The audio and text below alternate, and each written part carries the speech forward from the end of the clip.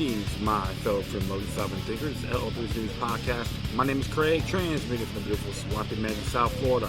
And today's date is Thursday, June 13th, 2019. So let us begin.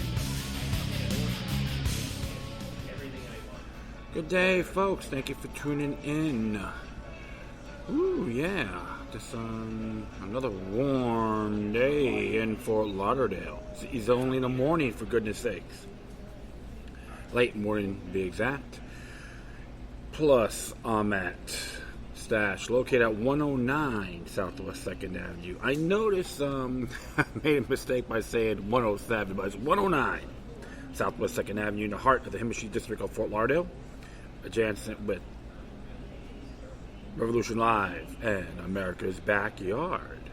I'd like to thank the folks for letting me do my show here. The owners of this facility. It's called Damn Good Party, or whatever. It's the name of the company, but they're good folks, entrepreneurs. We have great conversations. We have some differences, but we use finesse. And we have fun, too. It's not like going at each other's throats. But I'd like to see things better, in our lives as a whole. So that's one thing. I like to have discussions with individuals and folks. Doesn't mean you have to agree on everything, but we see things a lot better. And that's one thing we have in common, regardless of their political views. I've had multiple talks with people, and you know what? I still chat with most of them today, and it's really cool. Yeah, so they talk about Pride Month, Pride Fest, and National Burger Day, and all these days and months, and make these specialties. And I heard there's supposed to be some straight pride parade in Boston, and some people from the other side are a little bit sensitive. People get offended so easily. It's just an example. I just get a big kick out of it. I find it funny, too, because if you take it too seriously, folks, you're going to get gray real quick. Yes, people have suffered one way or the other, historically speaking. Oppression, being victims of tyranny.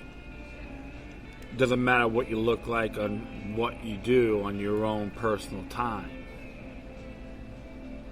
But we've all been victims, or humanity as a whole, been suppressed or oppressed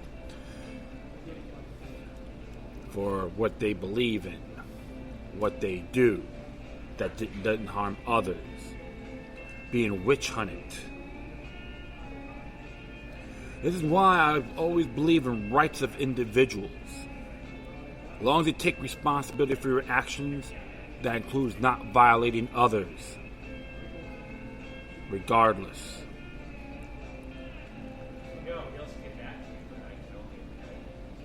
Because I chat with many folks within my industry, all walks of life. I live in Fort Lauderdale, for goodness sakes. Yeah, I got tried to be picked up by other men, but it doesn't bother me one bit. A lot of them were my neighbors, to respect each other. And that's the bottom line. We gotta study the past because it's today's greatest teacher. Like what happened at Stonewall. So you have a few knuckleheads want to parade their stuff outside, let the whole world see, and the rest get condemned. It's always the individual's responsibility. It should never be attacked on a collective basis. It's just an example of what's has happened. So I don't really go too crazy about these months, and Pride Month, straight months. Don't matter. Always Black History Month. I always believe it should be like this every day, because everyone made contributions to make things better. Stood for what was right, even if you agree or not. That's why I always believe what I said aforementioned. Individual rights, basic rights, natural born. And I say that in respect. Civil, it's by law. Every beautiful individual on this planet have these rights. It can be enhanced to better ourselves, inspire others to do the right thing. Of course, it was going to have wickedness, tyranny, evil, etc. But we have obligations on a moral basis to counter it. And by all means necessary.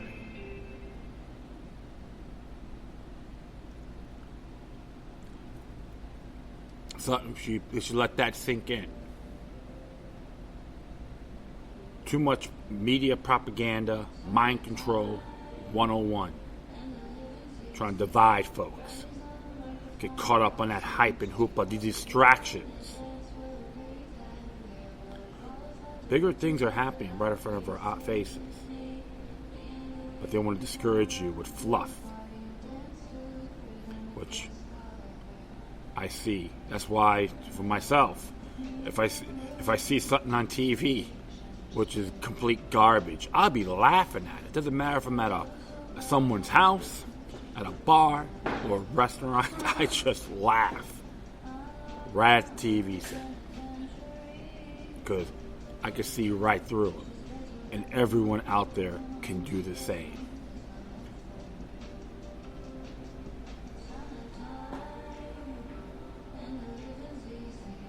Yes, I know I'm a little bit mellowed here, which is very good. I get a little hyped up at times on my shows, and I boldly admit it by reviewing them. So, we all have our pros and cons, but always minimize your flaws at the best of your capabilities. Don't let these psychic vampires latch onto you, that negative energy, because it can get real quick, get spiritually drained, and can get really ill.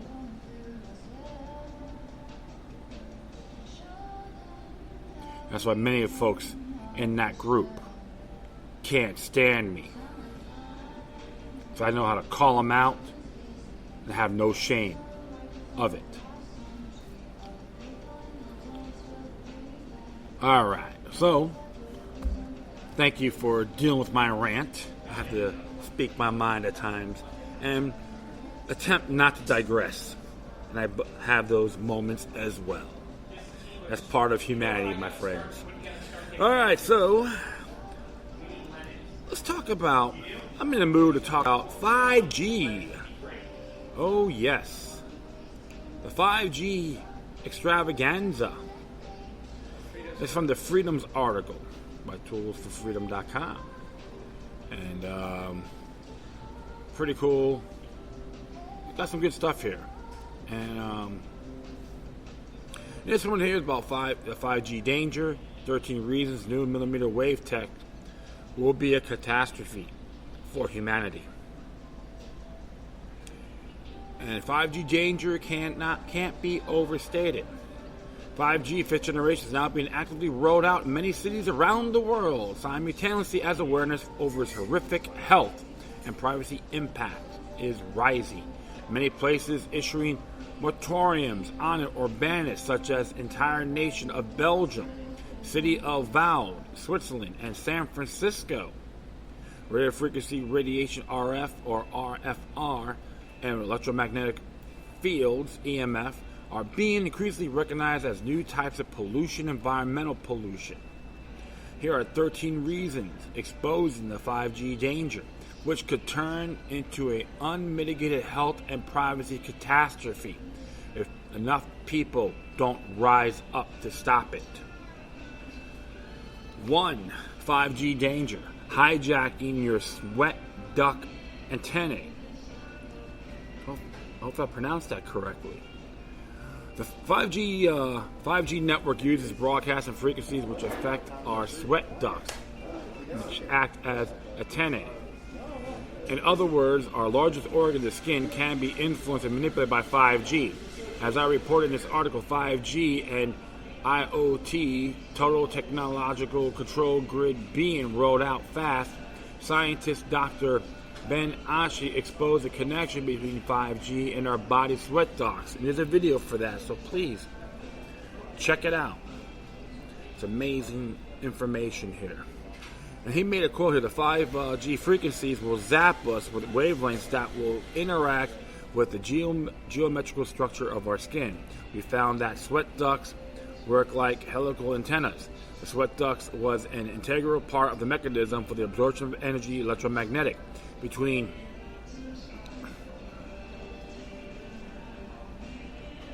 75 to 5 grand hertz. And that if you change the character of the sweat ducts, i.e. made it work, you can actually change the absorption at some point. And if you could do that, you could trace how a person is under stress. Interesting there. 2. 5G. 5G amplifies EMF damage via VGCCs. Wireless radiation and EMF scientist Dr. Martin Paul has done groundbreaking research in explaining exactly how EMFs cause premature aging and injury to the human body, including damage to fertility, brains, heart, and even DNA. Reminds me about the whole body scanner system. Yeah, that could affect the DNA. He pioneered research showing how EMFs activate the body, VGSS, voltage-gated calcium channels, which cause them to release excess calcium ions into the cell. Thus then leads to nitric oxide, or NO, or superoxide, which react nearly instantaneously to form peroxynitrate and free radicals. Many studies like this show peroxynitrate damages DNA. Dr. Paul has stated unequivocally that the 5G rollout is absolutely insane. He's not the only one. Many of the scientists and researchers, including even ones in Israel, saying, "What the hell are you doing?" Guys, folks, got to look this up. It's amazing. And it goes on here. 5G danger pulse wave for more damaging than continuous wave radiation. A significant and unique feature of smart meters is that they emit pulse waves, radiation, not continuous wave radiations. In other words, they stop and stop, start cycles of emitting bursts of EMF that go only temporarily inactive. This happens an incredibly high amount of times per day. Court documents with testimony from utility companies like Pacific Gas and Electric Company of California reveal that smart meters that send pulse waves between 9,600 to 190,000 times per day. And there's a video here. Dr. Paul states that 13 studies would show that pulse wave EMFs are more active and dangerous than continuous EMFs. You can read the evidence here. Yeah, there's links for that. Like I said, use it. Check it out. And it says here, 4. 5G. 5G promotes deep EMF penetration.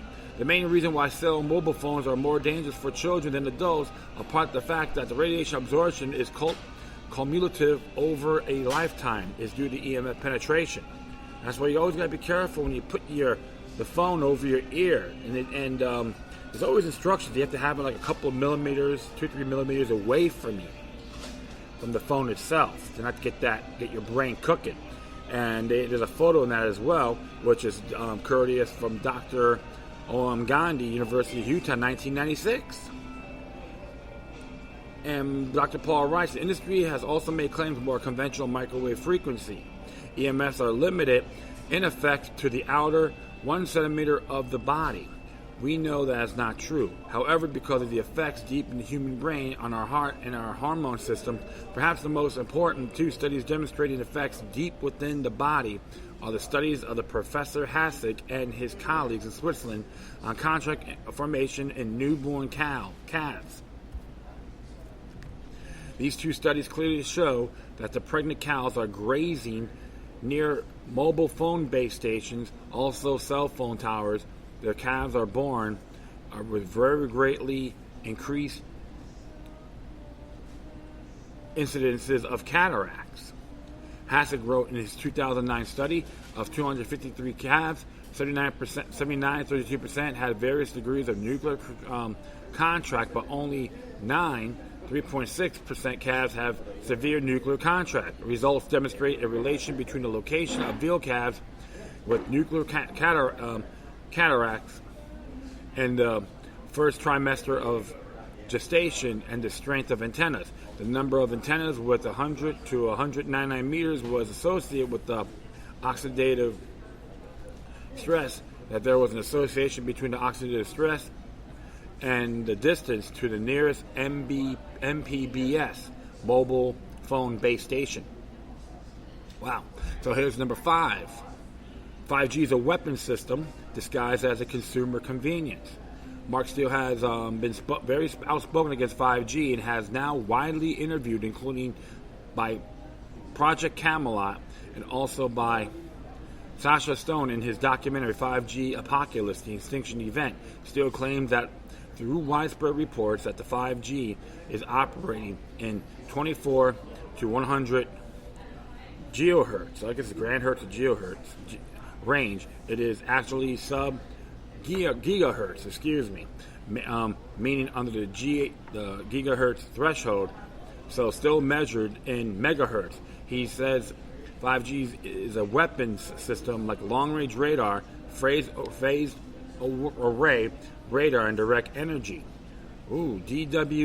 DEW was used in 9/11 in various fires like the Paradise Fires. Wow, direct energy weapons. All right, interesting. So there's a claim on that as well, because I heard about the whole microwave thing too. So he claims that when you examine 5G hardware, it has dielectric lens, which is proof it's a weapon system. Autonomous vehicles can use 5G to shine in mirrors of other drivers, which is so strong and damaging it is equivalent to assault. Mark talks about how 5G powerful enough to kill babies in wombs, he states. 5G is a weapon system, nothing more, nothing less. It's got nothing to do with telecommunications for humans. 5G is a machine-to-machine connection for autonomous vehicles. 6, like drones, okay? 6. LA firefighters develop ailments after being too close to towers. In this video, a 25-year veteran firefighter from Los Angeles compares cell towers to cigarettes. He calls for a stop to the cell mobile base station being built on or near fire stations. Firefighters are not the only ones suffering the effect. It was reported that hundreds of birds fell from the sky in the Netherlands during the 5G test. 7. Same frequencies as used for crowd dispersal. 5G purportedly used millimeter wave frequencies, so called because the frequencies are so high in the 24 to 100 gigahertz range. Since 1 gigahertz, 1 billion gigahertz equals 1 billion gigahertz. We are talking about frequencies with very, very short wavelengths. The distance between the peak of one wave and the next. The distances are so tiny they are measured in millimeters, hence the term millimeter wave. These are the exact same frequencies used by the military for their lethal weapons, such as active denial systems for crowd dispersal. The weapons have the capacity to cause tremendous injury. Dr. Paul Ben say,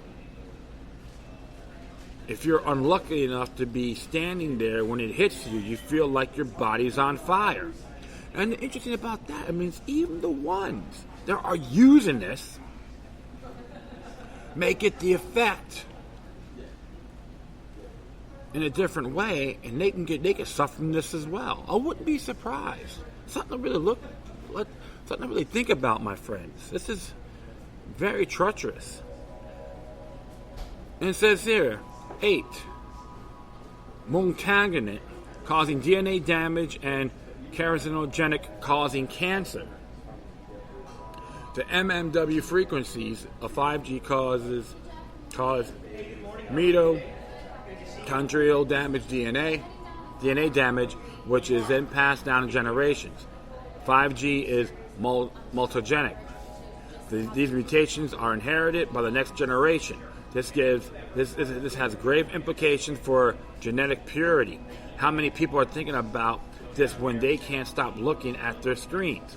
This website lists as many, showing the methodological damage that occurs after exposure to EMF radiation.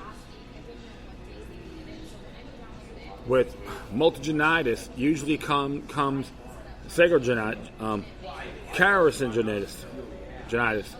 In other words, once something is powerful and dangerous enough to cause DNA damage, chances are high it will lead to cancer. Mark Steele says 5G is a Class 1 carcinogen, although the World Health Organization very conservatively classifies cell towers as a Class 2B possible carcinogen. It's important to note, however, that the HWO is an agency of the UN, which was set up by the Rockefellers, an illustrious NWO Illuminati family who plan to use the UN as a vehicle to usher in a one-world government. Well, that may be dropped.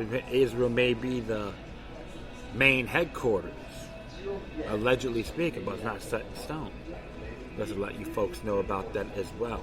5G is being rushed without proper safety testing done. So we don't have much data on how 5G specifically causes cancer, but there's an abundance of evidence showing how 2G, 3G, and 4G EMFs are implicated in many kinds of cancer, including brain cancer. This website has a good collection of many studies done. 9. Phased array densification. 5G requires significantly more transmitters or broadcasters than early generations. It's a plan of massive infrastructure creation with stations, towers, and bases planned to be at almost everywhere, including the heart of residential neighborhoods. The effects of this kind of densification could be disastrous. 5G is powerful enough to 3D map inside your home and other buildings. Mark Steele specifically highlights the 868 megahertz frequency previously used for battlefield interrogations, which can travel with ease through bricks and concrete. He claims the frequency can single out specific people. Interesting, given all the electronic harassment and gang stalking which occurred against TIs, which is targeted individuals. 5G infrastructure will consist of small phased array antennas shooting out radiation at their targets like a bullet. The rays of microwaves they produce will be strong enough to pass through walls and human bodies. We will be blanketed with this 24/7, 365. And what's worse, the coverage area is slated to be broader than current 4G, eventually encompassing every square inch of Earth. 10. Killing all insects? Insects, birds, and children are most vulnerable to 5G due to their body size.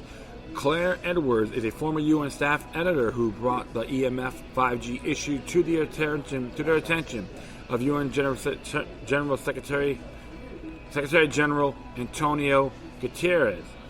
She stated in an anti-5G rally speech in Stockholm. It is interesting to note, in the last 20 years, we have lost 8% of our insects. And if we get 5G, we're going to lose 100% of our insects. When the insects go, we go too. And she's right. It's called the food chain, my friends. We all have to integrate one way or the other. Even though we hate cockroaches and other insects that may drive us crazy, but they're part of the food chain. And people really need to realize this. But I'll continue on here. Both insects and 5G need antennas. Insects use them, among other things, in their sense of smell, while 5G is used to propagate waves. Not surprisingly, insects are sensitive to 5G EMF waves. This recent study showed that insects exposed 5G radiation experience an increase in their body temperature. And there's a link for that. There's a lot of links on this article, so check this out and go a little further. The quote here, studies have shown that the frequencies used by 5G increase the body temperature of insects. The phenomenon was not observed with 4G or Wi-Fi. And the quote here, the future wavelengths of electromagnetic fields used for wireless telecommunication systems will decrease and become comparable to the body size of insects, and therefore the absorption of radio frequency RF EMFs in insects is expected to increase. So they can heat up, and even other living species, creatures, can feel that heat in a different way, including human beings. So you just gotta always see these areas, my friends. And it says here, 11, space-based 5G. 5G is planned to be an escapable grid with plans afoot to beam down from space. This ties into the Space Fence agenda, as I discussed in my article, Space Fence, Connected Surveillance and Transhumanist Agenda, the organization International Appeal to Stop 5G on Earth and Space Rights. At least 5 companies are proposing to provide 5G from space from a combined 20,000 satellites in low and medium Earth orbit that will blanket the Earth with powerful focused steerable beams. Each satellite will emit millimeter waves with an effective radiated power of up to 5 million watts from thousands of antennas arranged in a phased array. It is vital to understand the bigger picture of the grand conspiracy here. All these disruptive and hazardous technologies, 5G, Wi-Fi, wireless radiation, HAARP, ionospheric heating, geoengineering, GMOs, etc., are going to be woven into one giant integrated system of surveillance, command and control. Just as one small example, geoengineering involves spraying of chemtrails loaded with metal particulates, which 5G can use. Very interesting indeed. For all you folks that claim about global warming, punish humanity, should focus on this.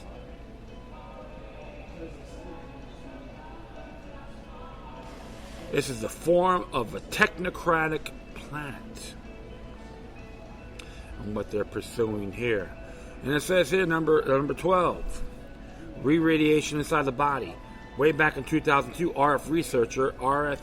Fristenberg published an analysis of 5G long before the technology was approved. He explained how, due to 5G EM pulses being extremely short and delivered in bursts, they actually replicate inside the body and ended up creating tiny new 5G antennas internally, Fristenberg wrote. When extremely short electromagnetic pulses enter the body, something else happens. The moving charges themselves become little antennas that radiate the electromagnetic field and ascend it deeper into the body. And it gives another quote here. These re-radiated waves are called Brillouin precursors. They become significant when either the power or the place of the wave changes rapidly enough. This means that the reassurance we are being given that these millimeter waves are too short to penetrate far into the body, it is not true. It is not true. This echo a previous point made that 5G penetration is a serious danger. I mean, they can cook the living crap out of you slowly. 13. Insurance companies refuse to underwrite big wireless. What do they know? Insurance companies, the most of which is Lloyd's of London, have made headlines by refusing to insure big wireless telecommunication corporate conglomerate against Wi-Fi and 5G related illnesses and claims. Well, Lloyd's November 2010 risk assessment team's report gives us a solid clue. The report compares these wireless technologies with asbestos, and that early research on asbestos was inconclusive, and only later did it become obvious to anyone paying attention that asbestos causes cancer. Keep in mind that Lloyd's risk assessment study of Wi-Fi was published over 9 years ago. Even back then, however, their risk assessment team was smart enough to realize that new evidence just might emerge showing that the various Wi-Fi frequencies do cause illness. The conclusion: 5G grid part of larger command, control, surveillance, and AI agenda. 5G is qualitatively and quantitatively different to 4G. It is much more than just the next step from 4G. 5G will not only beam 10 to 100 times more radiation than 4G, but the introduction of MMW technology means a whole new host of hazards. History repeats itself, just like it took some time for real science to catch up with tobacco cigarettes, and just like it took some time for real science to catch up with the monstrosity that are GMOs, now rebranded as bioengineered food. You see what you get that, folks? Same crap, different package, different title. So, 2, will real science catch up with 5G? In the meantime, you can expect all the sort of junk science to be put forth to justify it. They're going to sell you the crap, folks. Oh, it's safe. It's not going to harm your kids. In due time, it happens. It's like, remember the time when Christine Todd Rittman said on September 18, 2001, about New York City, when she was secretary of the EPA, oh, the water was safe to drink and the air was safe to breathe. And look what happened. Many of the first responders have World Trade Center cough. Many of them have died, and you got a lot of folks in their 20s are diagnosed with cancer. Just something to think about. And I will go on here. Let me see. They put forth justify, including misdirections and distractions, likely only focusing on the thermal effects of wireless and ignoring the evidence of dangers of non-thermal effects. Ultimately, 5G is part of the New World Order agenda to set up a giant, inescapable command and control grid that eliminates all privacy and allows the manipulators to surveil every single person on the planet all the time. If there was ever a time for activists to step up in the name of freedom, truth, health, privacy, and sovereignty, now is the time. Absolutely. This is why, my friends, there's plenty of sources here you can read for yourselves about the dangers of 5G. Oh yeah, my friends, it is very treacherous towards our planet. No ends, ifs, or buts. Expect gadgets, ways of countering it. There's one person in Canada, maybe the urban farmer, maybe his name. It has a way of protecting his house and make it 5G free, or protect it from those areas, radiation free. Very interesting. So there's always going to be a flaw to this technology, and it can be countered. So you have to, like I said, I don't have everything on front of me on this, but if you do, send that information to me. That'd be awesome, and share this with others, because it can get everyone, including a bloke like myself. It's part of the order, my friends, and even about when the Bible prophecies, I don't care if you believe in God or not, talk about ruining the earth.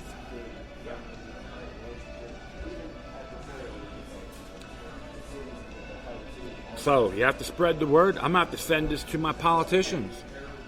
See what they have to think about that. Don't buy the hype, my friends. It's very disturbing. All right, so next one here, actually, came from the Federalist. Came out today.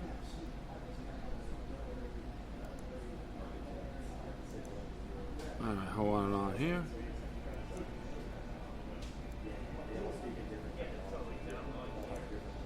Yeah, it came from the Federal. Let me just do this whoop and a swap here. Good grief. Sorry, folks, now. Oops.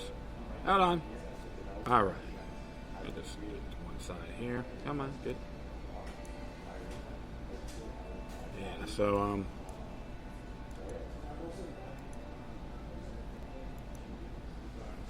Yeah, so, let me see here. I'm just trying to.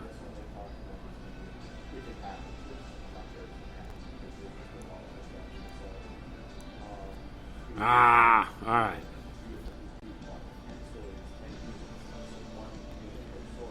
All right, so the next one here, my friends, came from the Federalist. It looks like it's more censorship from social media, a la Twitter. Am I surprised? Hell no. It says here, Twitter is now banning conservatives for investigative journalism about big tech's abortion activism. This is by Madeline Osborne. After investigative reporters at Project Veritas published information from a whistleblower in Pinterest headquarters revealing social media sites' bias against pro-lifers, Twitter joined in the censorship on Wednesday. Twitter banned Project Veritas for violating its rules against posting private information. Oh my goodness. In this case, private information was screenshots for Pinterest's internal communications and Slack messages, which showed more Pinterest employee calling Ben Shapiro a white supremacist, adding him to the sensitive terms list. I'll be very frank. I'm not even a fan of this Zionist individual named Ben Shapiro, but I do find it hilarious. White supremacist.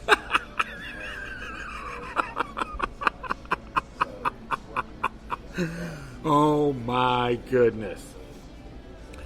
And of course, it says here, there's a thing on here. It says, we've temporarily limited some of your account activities. And it's cute when Twitter does this.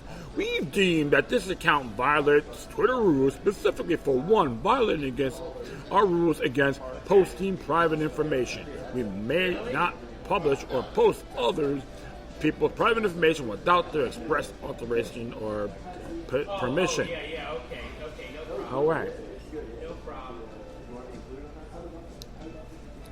So that was on the 12th. James O'Keefe from Project Veritas got harassed here. Yeah, this is funny. Pinterest, which shows them calling Ben Shapiro a white supremacist. Talk about bizarro world, yeah. Project Veritas was also discovered that the term Christian was removed from auto-filled search functions, and for a time, users were not allowed to post any pins that linked to pro-life Live Action website. An internal list showed that Live Action was on a banned list of porn sites that banned entirely. It's like, you see what's happening here? Good grief. We should all put our hands in our heart and go, Bizarro is our Lord and Savior. Very Orwellian indeed. And as Leah Rose wrote, that Pinterest allows abortion clinics to freely post ads for mail-order abortions like the chemical pill RU486. But they banned all Live Action's pro-life posts today, saying it was because we may have detrimental effects on health and public safety. What is banned and not banned? Oh my goodness. Pinterest also labeled uncover videos of Planned Parenthood from Center for Medical Progress David Daladin as conspiracy, even though digital forensic experts said his video were authentic and showed no more evidence of manipulation. That's been banned. Layers of censorship here are overlapping. First, Pinterest censors content that offends their employees' personal and political beliefs, despite that their users want the post to share according to their own personal or political beliefs. Second, Twitter then censors when the censors investigative journalists exposing the Pinterest censorship. Then YouTube removes content Project Paris put up about the Pinterest and Twitter censorship. It is a social media blackout. And of course, he has it right here. YouTube has removed our Pinterest inside story. The battle is on. Support the insider who leaked documents and got fired here. There's a link. And it says here, as OANN host Liz Wheeler pointed out, Twitter apparently has a double standard for when they decide publishing leaks violates their rules. Previous revealing reports and leaks from journalists were not banned for sharing private information. Consider the sharing of President Trump's tax returns or the countless hacks from WikiLeaks shared on Twitter, including Democratic National Convention emails and U.S. Army intelligence. This really has to say, this is crazy. Twitter is now censoring Project Veritas for publishing internal communications from Pinterest in which they call Ben Shapiro white supremacist. Did Twitter apply the so-called privacy standard to WikiLeaks or HRC's emails or Trump's tax documents? No. So of course, hey, same old song and dance. According to these new Twitter rules, their privacy standards exist protect only those who engage in the same bias censorship that Silicon Valley tech companies are notorious for. Last week, YouTube demonetized conservative comedian Stephen Crowderby being he could not earn ad revenue for his content like any other YouTube video creator. In 2017, Republican Marsha Blackburn's promoted ad was pulled out by Twitter because she referenced Planned Parenthood's side business of selling baby organs. In 2018, Facebook ads from the pro-life group Susan B. Anthony list were blocked for being too graphic. There's a video for that, and you can see it for yourselves. Oh my goodness, it's just like so pathetic. And of course, this is what Susan B. Anthony has to say. Why is Facebook so intent on disenfranchising Charlotte and Micah? They deserve to be allowed. Here.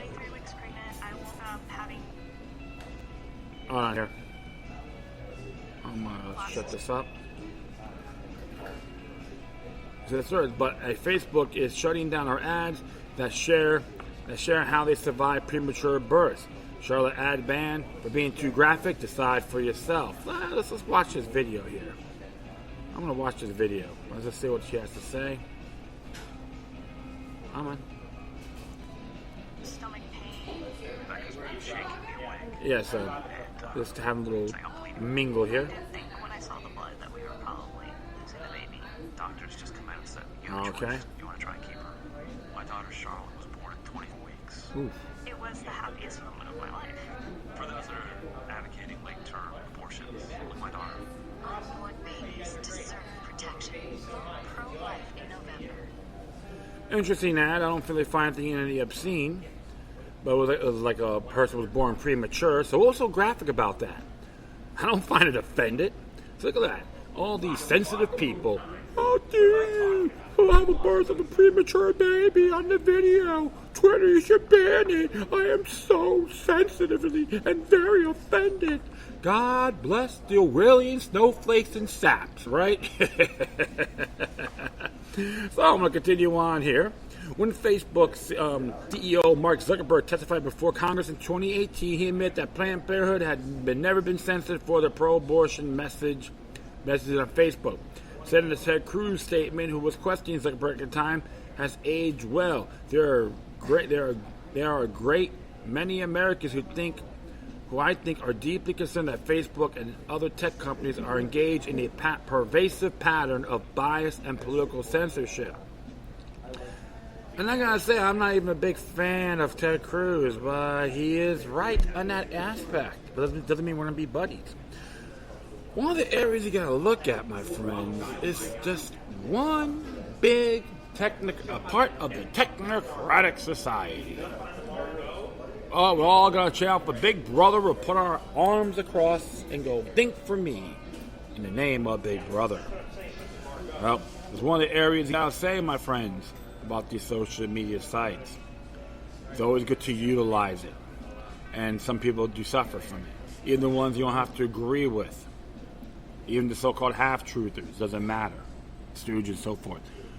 They're all being shadow banned. Or being demonetized. That's wrong. And I have folks I chat with, who are friends of mine, aren't really fans of certain people. And they don't like it either, because they could be next. It's called a domino effect. I remember some people try to say it was a great thing in the name of progress. I went all hell to the William saps and William snowflakes. They got offended. You know what? I don't care. So I'm not afraid to speak my mind. If I offend you, that's what happens when if you offend people, you're being honest by calling their deception.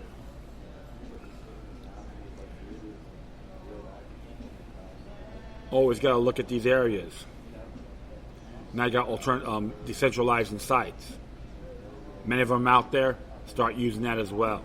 Because what's going to happen in due time, it will blow back in their faces, and they'll be in oblivion. I guarantee you that.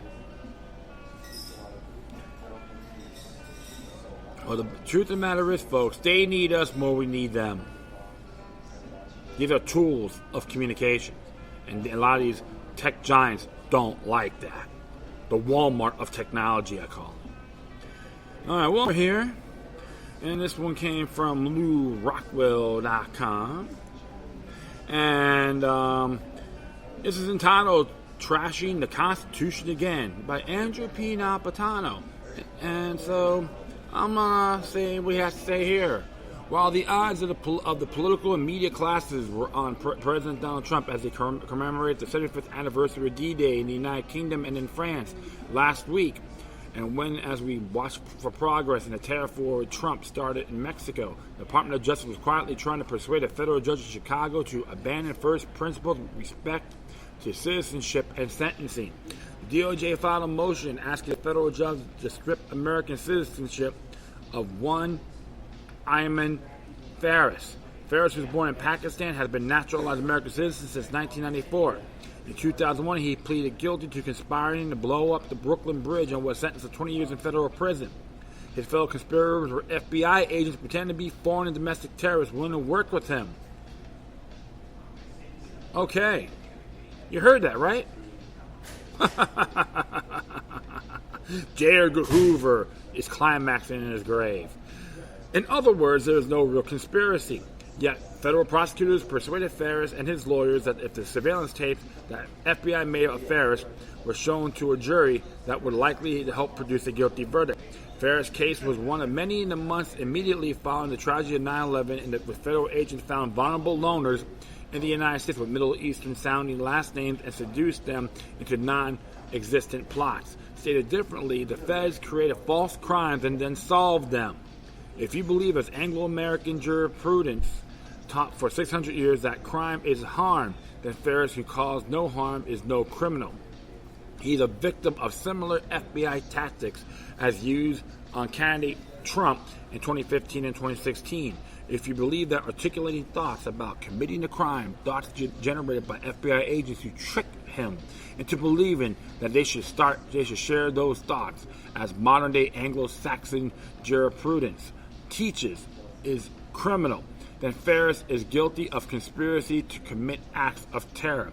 I have argued for years that the government ought not to be in business of creating crime just to get those it hates and fears off the streets. My argument has occasionally received some renaissance, but the government continues on its perilous path. Nevertheless, 18 years of Faris' guilty plea, we are beyond the issue of whether Faris is actually guilty of a crime. We are now confronted with an unthinkable issue of whether he can be punished for a crime that has not yet occurred. Faris' 20-year sentence is now clearly nearly complete. Since today, one ordinarily serves 85% of one's incarceration in the federal system. Yet the same feds has concocted his so-called crime have now argued to a federal judge that Faris should be stripped of his American citizenship and deported, or yet worse yet, kept in prison indefinitely, even though he will soon have served his full sentence. Can the government get away with this? The short answer, no. The longer answer is that Trump, the DOJ, should be wary of this dangerous of false crimes and cutting constitutional corners, has abandoned its professed fidelity to first principles. What are those principles? This is the virgin and dangerous ground that the Trump administration seeks to walk upon. Under current law, one can only lose naturalized citizenship by either the voluntary, knowing, explicit, and intentional renunciation of it, or by the government proving the existence of knowing, intentional fraud perpetrated upon the government in order to obtain the citizenship. These naturalized citizenship first principles were reinforced by the Supreme Court as recently as 2017. In the case the feds chose not to address when they made their application for stripping Faris of his citizenship or holding him beyond the duration of his sentence, there is simply no statute that permits the removal of citizenship out of fear of future harm or for behavior that occurred after citizenship was granted. And the DOJ knows that. Nor there is any statute that permits incarceration beyond the time sentenced once the sentence has been served. Congress could certainly provide by statute for the removal of citizenship and deportation of foreign-born persons convicted of certain crimes. But such provisions could only apply to crimes committed after Congress expressly provided for punishments as penalties upon conviction. So it's way past the 8th Amendment of the U.S. Constitution, my friends. As well, the government The government cannot ask a judge to enhance the penalty for a crime after the crime was committed without violating due process. That's the Fifth Amendment of the U.S. Constitution. And the executive branch cannot or is unconstitutionally enhance or threaten to enhance a penalty at any time for any reason. Under the doctrine of separation of powers, which is integral to the Constitution, only Congress can prescribe penalties for violations of federal law, not the executive or judicial branches. And under basic principles of due process in America, people are not punished because of what government fears they might do. They may only be constitutionally punished for crimes for which they have lawfully been convicted, once real crimes, but in post 9/11, Orwellian America, regrettably, false crimes as well. The United States was born in an act of violent political secession from Great Britain. That violence commenced in full after Thomas Jefferson articulated the Declaration of Independence, not only that our rights to due process are natural, he called them inalienable, but also that the colonists had enough of being charged by the Crown for pretended offenses that were foreign to our Constitution. The day we move to punish people, citizens or not, because of what the government fears they might do is the day all liberty will be lost. And the day the government punishes not in accordance with the law is a day for abolishing the government. That's right. Thought criminals, assumptions, doesn't cut due process. And I don't care what these douchebags have to say. I'm not afraid to call out these clowns. They're nothing more than treasonous scumbags that makes Benedict Arnold a true patriot. And Judge Napolitano is absolutely correct. This is blasphemous, unacceptable. These individuals should be thrown in prison through due process for treason, oath-breaking parasites. That's the damn fact. The only way to fight the true war on terror, my friends, is to protect and defend our U.S. Bill of Rights culture. Period. No exceptions. If you don't like it, get the hell out. I know people who are naturalized citizens, or folks that are ready to be citizens, will back me up on this. That's why in the Declaration of Independence, if the government comes to usurp, it's our obligation to take them out or start a new form of government. That's why in that document what Jefferson wrote, there's a claim that Thomas Paine helped co-wrote it.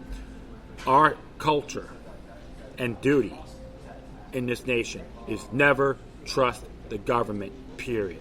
And this is a defined, disturbing example on why you don't leave your security eggs on that institution. And that is it.